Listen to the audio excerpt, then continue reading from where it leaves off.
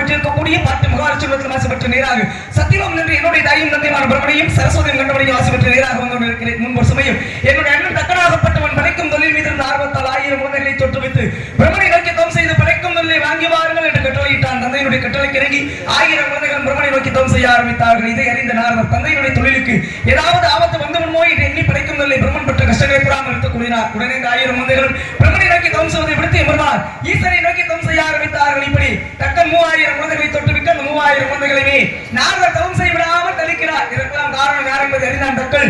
நாரதர் அழைத்தால் எப்போது தன்னுடைய அண்ணன் குடும்பம் முறை என்று வராமல் என்னுடைய குடும்பத்தில் நீ கழகத்தை ஏற்படுத்தினாய் இன்று முதல் நீ ஒரு நாள் ஒன்றுக்கு ஒரு கழகத்தை ஏற்படுத்தாவிட்டாலே உன்னுடைய சிரமமாகப்பட்டது 1000 சுக்குகளாக வடிக்க வேண்டும். ஒரு நாள் ஒன்றுக்கு ஒரு இடத்தில் நடக்கக்கூடாது மற்றொரு சாபத்தை விட்டு அதன்படி கழகம் எங்கே என்று திறந்தோறும் அழிந்து கொண்டிருக்கிறேன். எப்படி இறையும் விளையலாம் கழகத்திற்கு ஒருமுறையாக இருப்பவன் யார்? எந்த ஒரு காரியத்தை தொடங்கினான் விளையாட சொல்லி போட்டு தொடங்கினான் அக்காரியம் நிச்சயம் நற்காரியமாகவே அமையும் என்ற காரணத்தினாலே இன்று என்னுடைய கழகம் நன்முறையில் நடைபெற வேண்டும் என்றால் பாலும் தெரிஞ்சேனும் பாகம் பருப்பும் நான் மனங்களுக்கு நான் தருவேன் கோலம் செய்துங்க கரிமுகத்து தோமணியை எனக்கு சங்கத்தமிழ் ஒன்றும் தான் என்று போட்டு வழங்கக்கூடிய கணபதியை வணங்கி கழகத்தை ஏற்படுத்துவோம்.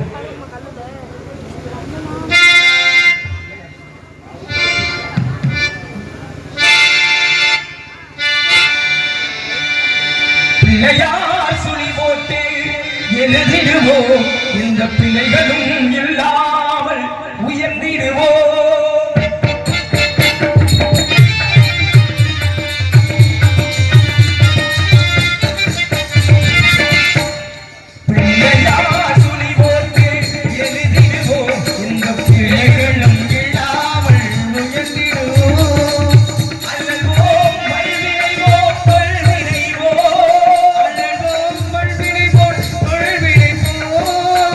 ஆலியில்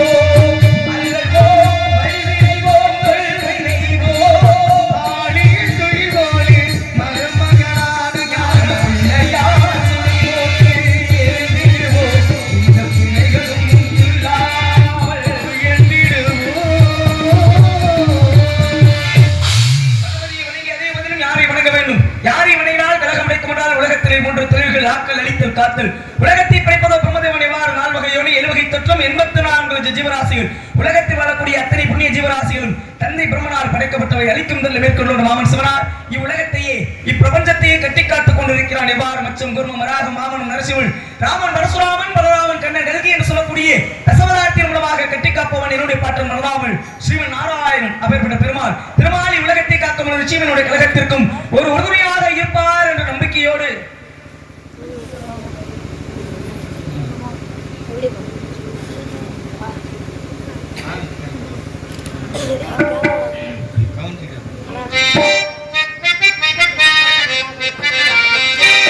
திருப்பதி மலை வாழும் வெங்கடேசா திருமகள் மகனாரும் ஸ்ரீனிவாசா ஏழுமலை வாசா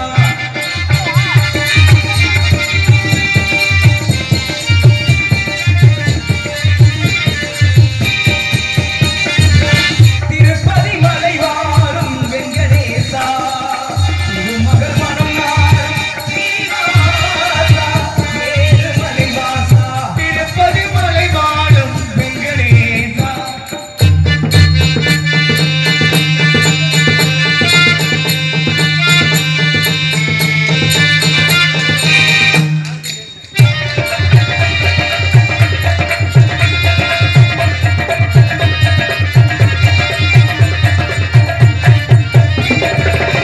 அன்பெனும் அகல் விளக்கை ஏற்றி வைத்தேன் அதில் ஆசையனும் நெய்யை ஊற்றி வைத்தேன். அன்பெனும் அகல் விளக்கை ஏற்றி வைத்தேன் அதில் ஆசையனும் நெய்யை ஊற்றி வைத்தேன். என் மனமுருகிடவே பாடி வந்தேன். என் மனமுருகிடவே பாடி வந்தேன். ஏழு மலையேறி ஓடி வந்தேன். ஏழு மலையேறி ஓடி வந்தேன். திருப்பதி மலை வாழும் வெங்கடேசா மகள் மணவாழும் ஸ்ரீனிவாசா ஏழுமலை வாசா திருப்பதி மலை வாழும் வெங்கடேசா.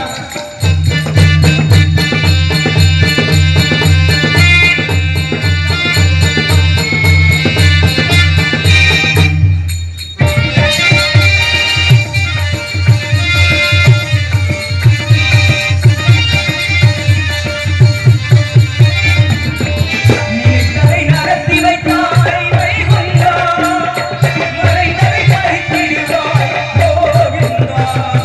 நினைத்ததை நடத்தி வைப்பாய் வைகுந்தா மறந்ததை பறித்திடுவாய் கோவிந்தா. உரைத்தது கீதை என்னும் தத்துவமே உரைத்தது கீதை என்னும் தத்துவமே அதை உணர்ந்தவர் வாழ்ந்திடுவார் சத்தியமே அதை உணர்ந்தவர் வாழ்ந்திடுவார் சத்தியமே. திருப்பதி மலை வாழும் வெங்கடேசா திருமகள் மனம் நாடும் ஸ்ரீனிவாசா ஏழுமலை வாசா திருப்பதி மலை வாழும் வெங்கடேசா வெங்கடேசா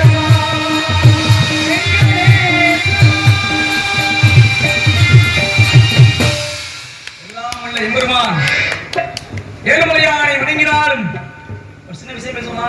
சொல்லுங்க. நீங்களாம் கேட்டாதான் எப்படி பேசணும்? ஏழு மலைகளை ஏறி ஏழுமலையான தரிசிக்க போறோமே, நான் தான் ஏழுமலையான் காட்சி கொடுக்குறாரா? என்ன இல்லையா? அப்ப ஏழுமலையான பார்க்கலாமா? அங்கதான் சரியா இருக்காருல்ல? சிலையாட்டா இருக்காது. சாமியை பார்க்க முடியுதா? ஆ? சாமியை பார்க்க முடியுமா? அந்த அங்க அந்த ஊர்ல எல்லாம் காட்சி எல்லாம் கொடுக்க மாட்டா. ஏய், நீ சொல்ற காட்சி வேறு. தெய்வத்தை யாரால் மனிதன் நேரடியாக பார்க்க முடியுமா? அது முடியாதுங்க. மனிதனுக்கு ஆறு அறிவு, ஆறாவது அறிவாக பகுத்தறிவை கொடுத்தாரு. மனிதனுக்கு அப்பாற்பட்டது ஏழாவது அறிவுனார். ஏழாவது அறிவுக்கு பேர் என்ன தெரியுமா? இவரு சூரியன். ஏழாம் அறிவு. எப்படி ராசா கூட சேராதுன்னு நீ கேட்டியா? என்ன ஏழாவது வரிசையா ஏழாவது அறிவு இருக்கும் பொழுது ஒரு மனிதனுக்கு எப்ப கிடைக்கும்னா, ஆசை பாசங்கள் எல்லாத்தையும் துறந்து இறைவன் ஒருவனே அப்படின்னு எப்பொழுது மனம் தேடுகிறதோ, இறைவனை எங்கு காணலாம் தேடுகிறதோ, அப்ப அவன் இறைநிலையை அடைவதற்கு தயாராக இருக்கிறான். இறைவனுக்கு எட்டாவது அறிவுனார். இறைவனுடைய அறிவை யாராலே எட்ட முடியாதா? அப்ப ஏழு மலைகள் ஏறியால் ஏழுமலையான பார்க்க போறவே நான் தான் ஏழுமலையான யார் காட்சி கொடுப்பதை விட ஏழுமலையான திருப்பதி எத்தனாவது பணக்காரர்கள் சொல்றது தெரியுமா? எத்தனாவது பணக்காரர்கள் யாராவது சொல்லுங்க. மூணாவது பணக்காரர்கள். நாலாவது ரெண்டாவது பணக்கார கடவுள் ஏதாவது ஒன்று போட்டு விட வேண்டியதானே. அதை கரெக்டா ஆயிட்டாரு அவரு. நான் 3 4 சொன்னேன், அவர் 2 சொல்லிட்டாரு. ஏழுமலையானே ரெண்டாவது பணக்கார கடவுள்னா அப்ப அதை விட பெரிய பணக்கார கடவுள் உலகத்துல இருக்கா? இருக்குதுன்னு சொல்றாங்க. அதுவும் நம்ம இந்தியாவுல தான் இருக்கு. இருக்கட்டும், ஏழுமலையானை இறைவனை வணங்கி கொண்டிருக்கலாம். நான் என்ன வாங்கினேன்னு எனக்கு தெரியும் தெரியுமா? கழகத்தை ஏற்படுத்த வேண்டும் என்றால் உள்ளே ஏதாவது ஒளிநீர் என்று சொல்லக்கூடிய சத்தம் கேட்க வேண்டுமா? சத்தா போட்டு கேட்க வந்தாங்க. சத்தா சத்தம் கொடுத்தோம்னா அந்த ஓங்குறாரு. அற்புதமான சாரியம். இது பெரிய கொடுமை என்ன தெரியுமா? சத்தா இந்த குரலையும் நான் வர்ணிக்கிறேன். ஓங்கிற குரலையும் இவ்வுலகத்திலேயே நாரவர் செல்லாத இடங்கள் கிடையாது. நாரவர் பார்க்காத பொங்கலையும் கிடையாது. அப்படிப்பட்ட நாரவர் எந்த பெண்ணிடத்திலும் ஆசை கொண்டது கிடையாது. ரம்பையை பார்த்து மேனகை திலத்தமை ஊர்வசி ஆகிய தாரகரே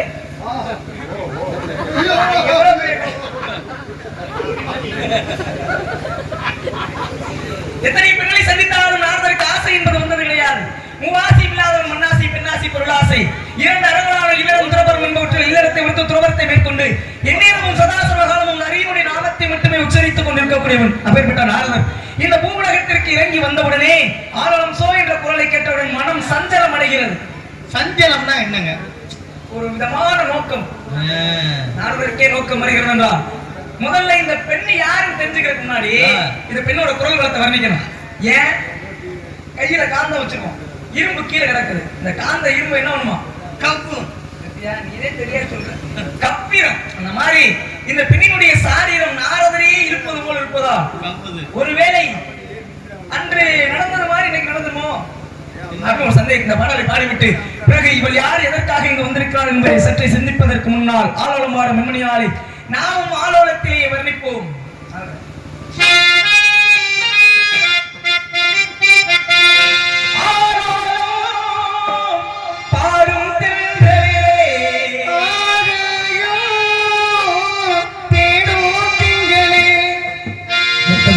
வச்சு வண்ண வண்ண பூ முடிக்கவா சின்ன சின்ன கண்ணங்களி மின்னுகின்ற பெண் எடுக்க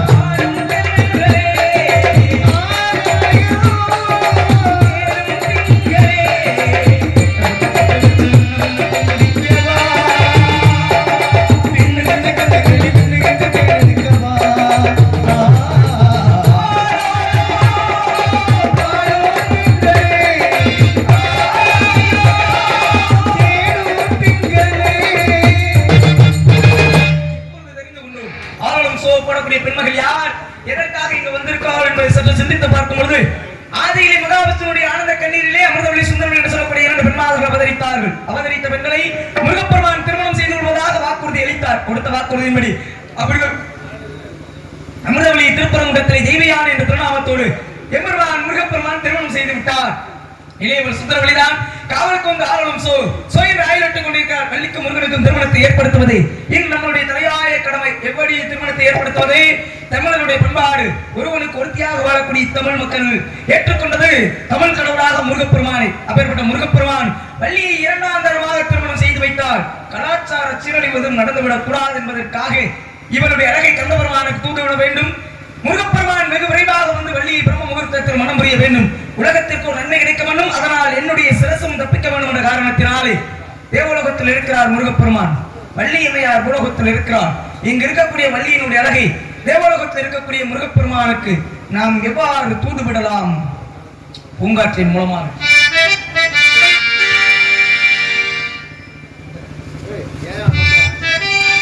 பூங்காற்றே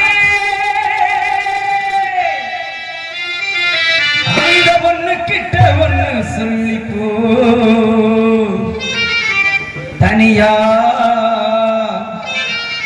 இவ இல்லாம நெஞ்சம் பாடுதே.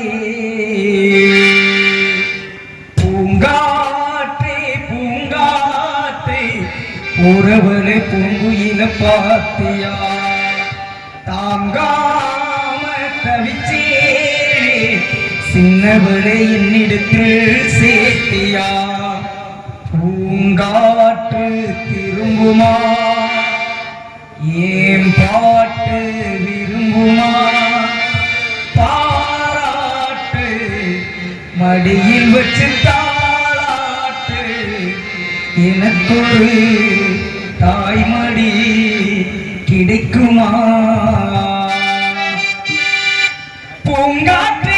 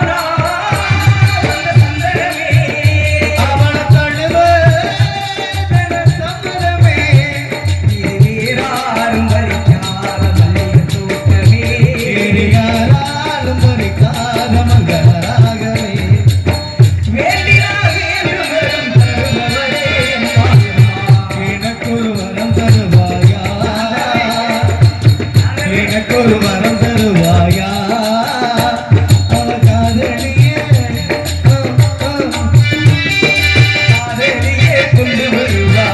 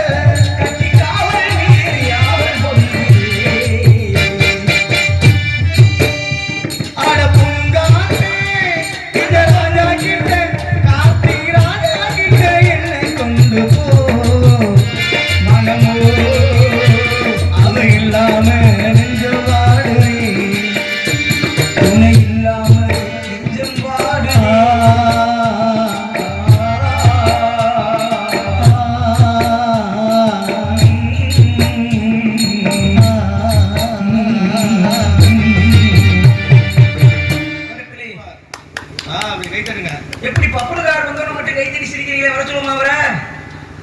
ஏதோ உங்களை தான் கேட்கிறேன். இப்படி கிருனே உட்காந்துருக்கீங்களே, அவரை வச்சு வர சொல்லிட்டுமா? இல்ல எதுக்காவது ஒரு கை தட்டணும் இல்லைன்னா சிரிக்கணும் வைக்கணும் மந்திரி சுட்ட மாதிரி உட்காந்துருக்கீங்க. அப்புறம் அவர் வந்தோன்னு அந்த கடகரன் இருக்கு, நான் நல்லா ரசிப்பீங்க, அந்த புடியில உட்காந்துருக்கீங்க. புது பாட்டு பாடுனாரு அதுக்காண்டி போட்டு கேட்டு அந்த பாட்டுக்காண்டி தான் வந்துட்டாரு ஐயா. வாங்க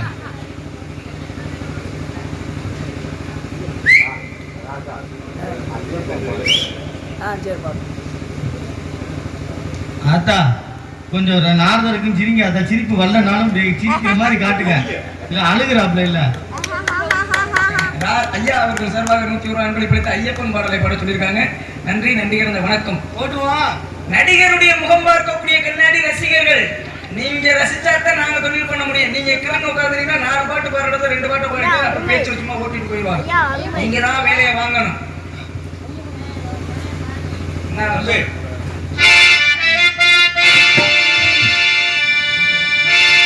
இருமுடிதாங்கி ஒரு மரமாகி குருவெனவே வந்தோ இருவிழி தீர்க்கும் யமனையும் வெள்ளும் திருமடியை காண வந்தோ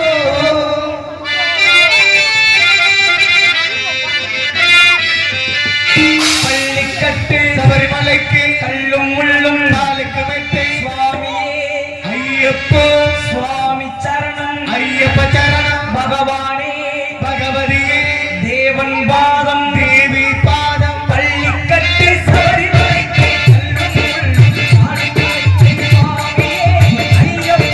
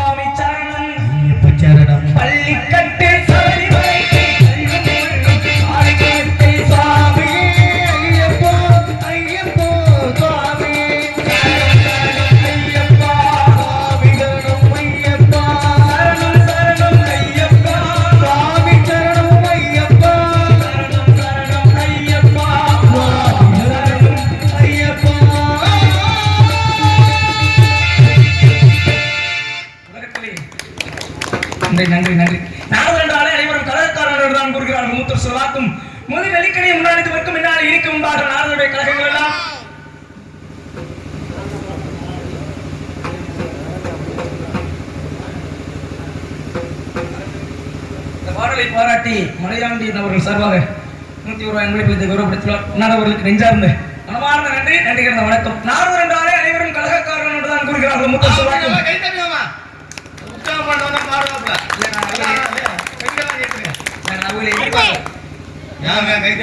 நான் எதிர்பார்க்கவே இல்லை. 4 பேர் தட்டினாலே போதும். அப்ப கண்ண விட்டு எரிங்கம்மா. கழகக்காரன் என்பார்கள். முத்தம் சொல்வாக்கு முதலில் நீங்க முன்னாடி இதுவரைக்கும் பின்னாடி இருக்கும் சொல்லக்கூடிய பிரபலின்படி நாடகங்களுடைய கழகங்கள் எல்லாம் ஆரம்பத்திலே கசப்பு தருவது போல் இருந்தாலும் முடிவில் ஒரு இனிமையான நன்மையை தெரிவித்தரும். என்ன இந்த வருஷம் ஒரு மைக் கொண்டு வரலாம்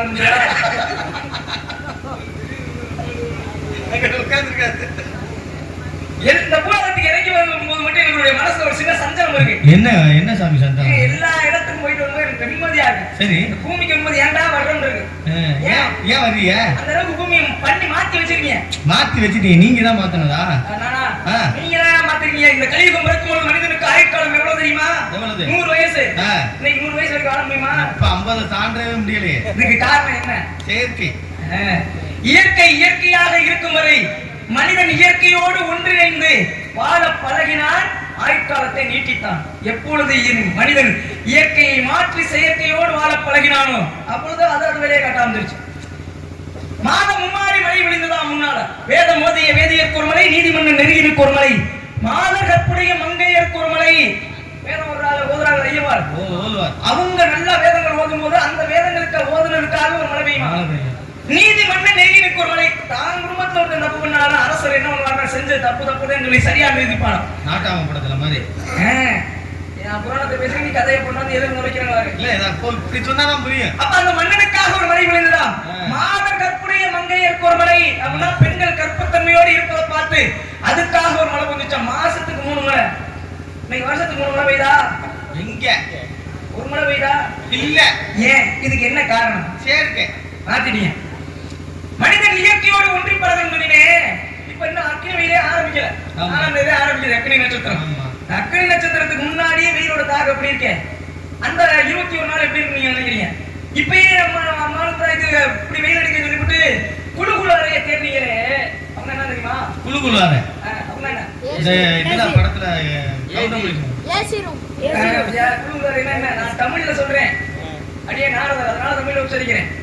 குழுகுழு அறைய தேர்றமே ஏன்? எதனால? வெக்கத்தை போக்குறதுக்கு இதை கொண்டா வைக்கிறாங்க. இதே குழுகும் போது என்ன பண்றான்? வீட்டுல விட்டு வெளில வர முடியுதா? 1க்கு 2 பொருள் எடுத்து பத்திக்கமா. மனிதன் இயற்கையோடு ஒன்றி பழகணும்னு சொல்லி அந்த காலத்துல இருந்தாங்களே, குளிர் தான் அடிச்சுட்டு வெயில் தான் அடிச்சுட்டு என்ன வெயில் அடிச்சாலும் விவசாயம் பார்க்காம இருந்தாங்களா? ஆரோக்கியமா இருந்தாலும் மனுஷன். இன்னைக்கு ஆரோக்கியம் போனது காரணம் இந்த பூமியை கெடுத்தே விட்டீங்க நீங்க. கலியுகத்துடைய கணக்கு 4,32,000 ஆண்டுகள் கொண்டது இந்த கலியுகம். இதுவரைக்கும் வெறும் 5,128 வருஷமே முடிஞ்சிருக்கு. இந்த கலியுகம் பிறந்து 5,128 ஆண்டு தான் முடிஞ்சிருக்கு. இந்த கலியுகத்தினுடைய முடிவு என்னன்னா, மகாவிஷ்ணு அவதாரங்கள் 10, மச்சம் குருமம் வராகம் வாமனம் நரசிம்மன் ராமன் பரசுராமன் பலராமன் கண்ணன் 9 அவதாரம் எடுக்கிறார். 10வது அவதாரம் கல்கிங்கிற அவதாரம். இந்த அவதாரம் எப்பொழுது எடுப்பார்னா, பூமியிலே தர்மம் தலை குனிந்து அதர்மம் எப்பொழுது தலை ஓங்குகிறதோ அப்பொழுது மகாவிஷ்ணு கல்கி அவதாரம் எடுப்பார். இந்த கலியுகம்ங்கிறது கலிங்கிற ஒரு அரக்கனால வந்ததுதான். இந்த கலியுகத்தை எப்படி நடக்குமா? கலியுகத்தினுடைய முடிவு பெத்த தாயை பார்த்து மாய ஆசைப்படுவாங்க, அம்மாவும் நல்லா இருக்கேன்னு. எப்படி அன்னைக்கு எப்படி அந்த செயல் நிறைவேறுதோ அன்று மகாவிஷ்ணு பூலோகத்தில் அவதாரம் எடுத்து வெண்ணெய் குதிரை முகத்தோடு மனித உடம்போடு கையில் வாழோடு வெள்ள குதிரை முகத்தோடு பிறப்பாரம் கலியை அழிக்க தொடங்குவாரம். ஆனா உலகம் அவ்வளவு சீக்கிரத்தை அழியாது, குறைஞ்சு அழிஞ்சுக்கிட்டே வரும். இது இன்னொன்னு என்ன தெரியுமா? மனிதனுடைய ஆயுட்காலத்தை குறைச்சார்ல. இந்த கலியுகத்தினுடைய முடிவு எப்படி இருக்கும்னா, தும்பச்செடி பாத்தீங்களா? ஆமா, அந்த உளுந்து தும்பச்செடி. ஆமா, இருக்கு. இந்த தும்பச்செடி 1 அடி. இந்த தும்பச்செடிக்கு கீழே உட்கார்ந்து பஞ்சாயத்து பேசுவானா மனுஷன்? என்னங்க பொம்மை மனுஷனா? அந்த அளவுக்கு மனிதனுடைய வளர்ச்சி குறைஞ்சிருவாங்க. இதான் கலியுகத்தினுடைய கணக்கு. அப்ப இப்பயே அப்படிதான் இருக்குது. நீ போக சரி, அதை விட்டுங்க. நான் கலியுகத்தை பத்தி பேசுறேன். நீங்க சொல்றத வந்து இந்த இவ்வளவு பெருசு தான் இருப்பான் போல மனுஷன்.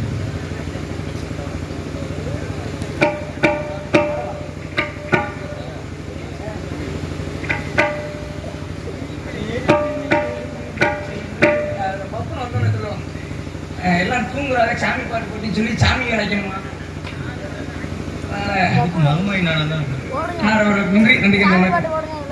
இந்த கலியுகத்துக்கு ஏன் வரும்போது ஏன் தெரியுமா சங்கடமா இருக்குன்னு சொன்னேன். எல்லா சாமிக்கும் கோயிலுக்கு பாத்திருக்கீங்களா? ஆமா. இறைவனுக்கு எதுக்கு கோவில்? வழிபடுறதுக்கு தான். இறைவனுக்கு எது கோயிலு? நம்ம வழிபடுறதுக்கு குறைய சொல்றதுக்கு கும்பிடுறதுக்கு கோயிலை கட்டிட்டே சாமி கும்பிடணும் இருக்கா? அப்படி ஒண்ணும் சட்டம் கிடையாது. இறைவன் எங்க இருக்கிறார் அப்படின்னு என்ன சொல்லுவான்? எங்க இருக்கிறா? எல்லா இடத்துலயும் இருக்கிற இறைவனுக்கு எதுக்கு ஒரு இடத்த கோயிலு? புரியுதா? பழனிமலைக்கு போய் முருகனை கும்பிட்டாட்டே அவர் நம்மளை பாப்பாரா? சரி, பாப்பாரா? இல்ல பார்க்க மாட்டாரு. நினைச்சு எங்க இருந்து வேணாலும் நினைக்கிறான்ல. எல்லா இடத்துலயும் இருக்க விளக்கு பத்த வைக்கணும். அதோட வெளிச்சம் எல்லா பக்கமும் தெரியுது. அதுதான் இறைவன் இருக்காங்கிறத உணர்த்துறது. அந்த மாதிரி எல்லா இடத்துலயும் இருக்கிற இறைவனுக்கு போய் ஒரு இடத்துல ஏன் கோவிலை கட்டணும்? இதை விட்டுருங்க. எல்லா சாமி கோயில் இருக்கா? கோயில் இருக்கு. சிவனுக்கு இருக்கு, மகாவிஷ்ணுக்கு இருக்கு, பிரம்மாவுக்கு இருக்கு, சனி பகவானுக்கு இருக்குதானப்பா? இருக்கு. யமனுக்கு இருக்கு இருக்கு. எல்லா யமனுக்குமா? ஆமா. நான் கேக்குறேன், முருகன் பிள்ளையாரு ஐயப்பன் இந்த சாமிக்கெல்லாம் போய் வர கேட்கலாம், கையால் சுகத்தை குறாங்க நம்மளேன்னு. சனி பகவான் கோயிலுக்கு அவர்கிட்ட போய் என்ன கேட்கறது? சனி பகவான் இனிமே நீ வராத, அங்கிட்டே போயிருந்து கேட்கணும். இல்ல ஒரு வேலை பிடிச்சிட்டாரு என்னன்றது. ஏங்க நீ பிடிக்க வர்ற? அவரை தொடாம தானே நாங்க கும்பிடுவோம். அப்படி நினைக்காதீங்க. நீங்க இல்லங்க, சிவனாவே இருந்தாலும் அவரை பிடிக்கணும். ஒரு பேர் சனி பகவான் தான். அவர் சிவனையே பிடிச்சனால அவர் பேர் என்ன தெரியுமா? சனீஸ்வரன். சிவனை பாக்குற கைலாயத்து போயிருக்காரு. என்ன சனி பகவான் நம்மளை நோக்கி வர்றாரு, என்னையா வந்தாரு கேட்கும் போது, உங்களை பிடிக்க வேண்டிய காலகட்டம் வந்துருச்சு, 7:30 ஆரம்பிச்சிருச்சு அப்படிங்கிறாரு. ஏன்னா உனக்கு ஒரு வரத்தை கொடுத்து எல்லாத்தையும் கொடுத்து உன்னை உருவாக்குனது நான் தான், என்ன பிடிக்க முடியாது சொல்லிவிட்டு சிவன் என்ன பண்ணாரு? ஒரு வாய்க்கால போய் நாரையா மாதிரி உட்கார்றாரு. சிவன் வாய்க்கால நாரையா மாதிரி உட்கார்ந்தோடனே சனி பகவான் நினைச்சாரு, எல்லாத்தையும் முடி நீ தானே சொன்ன, அதுக்கு எல்லாருமே சிவன் அவருக்கு அழகான உன்னை மட்டும் விட்டுருவேன் சொல்லிவிட்டு சிவன் எந்த வாய்க்கால நாரையா மாறி போனாரோ உட்கார்ந்தாரோ அந்த வாய்க்கால சனி பகவான் கெளுத்தி மீனா மாறி போறாரு. ஓஹோ. நாரை கெளுத்திய பார்த்தா என்ன ஒண்ணு? மீனை முழுங்க பார்க்கும். முழுங்கின உடனே கெளுத்திக்கு 2 பக்கம் முள்ளு இருக்கு, முதுகுல ஒரு முள்ளு இருக்கு. இது கொத்த முள்ளு போய் குத்த சிலுவாய கிழிச்சிருச்சு.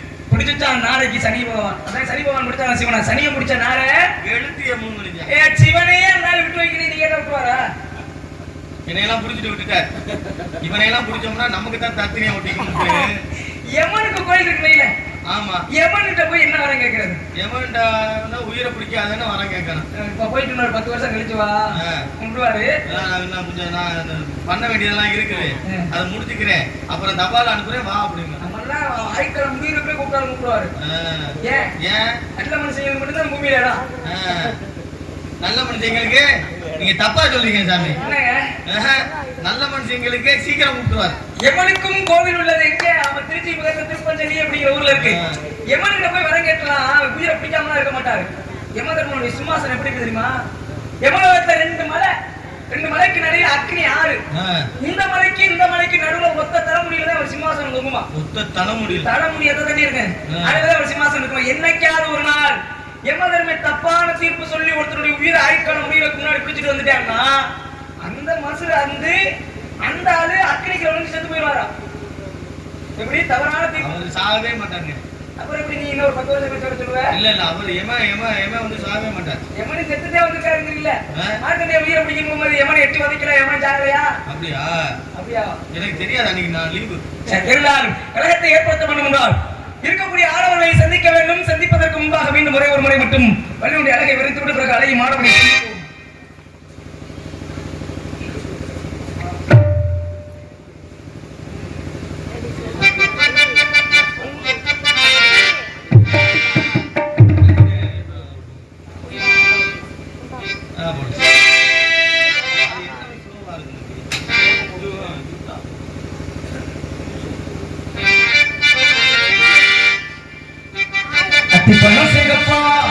இந்த வள்ளி பொண்ணு சேகப்பா. என்னங்க நீங்க பொலிச்சு வள்ளி பொண்ணு சேகப்பான்னு கேட்டீங்க? நானே சந்தேகத்துல பாரு, நான் பாத்தேனா? நானே ஒரு குருச்சடியாத்த அடிக்கிறேன். எங்களுக்கு கேட்கணும்ல? நீ பாத்துட்டியா? முதல்ல வள்ளி அம்மா தானே வந்தாங்க. இங்க ஒரு சின்ன விஷயம் இருக்கு, நீங்க பாருங்க. அதுக்கப்புறம் அந்த வார்த்தை சொல்லுங்க. அத்திப்பழம் சேவப்பா, கந்த அத்தமக சேவப்பா, அந்த வெள்ளக்கார பொண்ணு இந்தியா வந்தாலும் ஒன்ன கண்டு. இல்லங்க நான் பாட்டு பாரு, நீங்க வம்பல் தோட்டி. நான் நாரதன், முருகனுக்கு மச்சனே, அவருக்கு தெரியும் மச்சனுக்கு 3 ஆசையும் இல்ல அப்படின்னு தெரியும். நீ பாடுனா அந்த வேலாயுதத்தை வச்சு தங்குறது கீழே வேகமா வருவாரு. அப்படி பாட மாட்டேன். அத்திப்பழம் சேவப்பா, இந்த ஆர்த்தி பொண்ணு சேவப்பா. உங்கள் இருவருக்கும் சீக்கிரம் விவாகம் நடைபெற நான் வாழ்த்துகிறேன். விவாகரத்தா? அத்திப்பழம் சேவப்பா, அந்த மக சேவப்பா.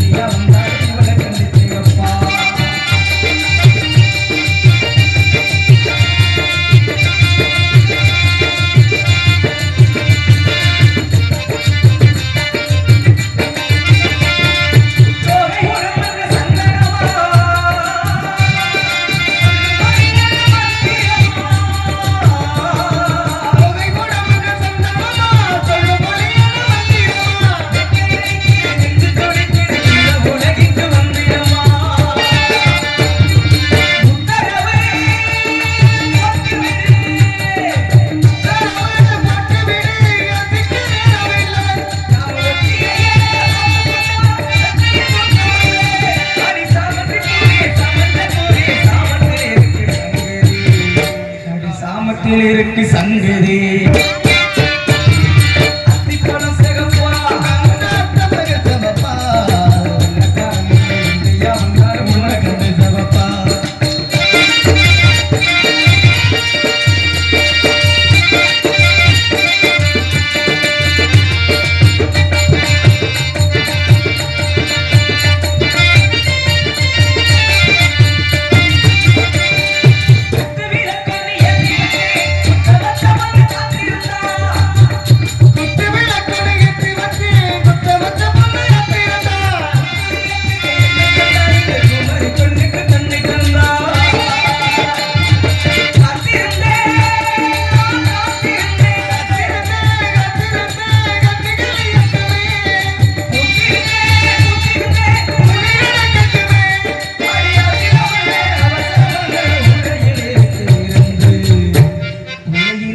விருந்து